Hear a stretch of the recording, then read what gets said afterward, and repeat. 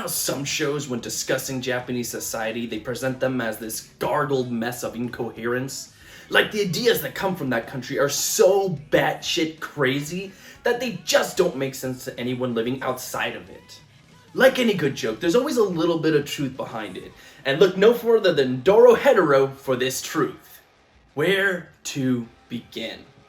Well, the story follows Caiman, who was transformed into a lizard man by magic, and has to hunt down the person who did it with the help of a chef named Akito.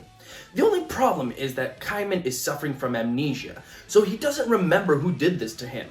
How does he resolve this problem? By putting the head of any magic user in his mouth, of course, and letting the man living inside him confirm whether this was the person that cursed him or not. Oh, I'm not done. Meanwhile, there's a man named Ein who has magic mushroom powers, and who is looking for the perfect partner. He, with the help of Shin and best girl Noi, go looking for Caiman to enact revenge against attacking one of their own. This show is fucking awesome. In just the first episode, Caiman ends up ripping the face off of one of the characters, and it is done in such an over-the-top and absurd way that there's no way you won't find it hilarious.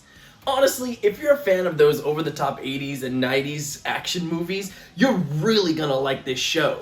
And the world is bananas in all the right ways, but it still feels coherent. And a big part of that is due to the characters. They all play a part in the introduction of this world to us. You're never quite left on the outside of how things work or why things are the way they are. And they're all fantastic. You get attached to each of these characters and want to see how their story progresses.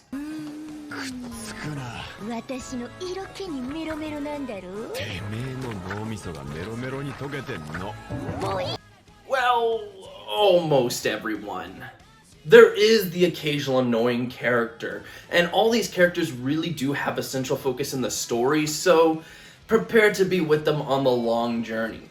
I will also mention that because the world is this weird, fantastical place and they really have to explain a lot of what's going on in it to us, it can feel bogged down by a lot of exposition, and it can take you out of the moment when they go into these long discussions.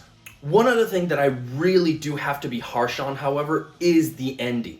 The show leaves things off with the hope that a second season gets greenlit. But as of now, it's just not happening. And the result ends up feeling like a show that's just unfinished.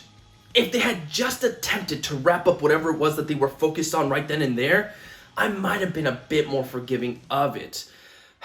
But to me, ending is greatly important. And right now, there isn't one. I also want to talk about the animation.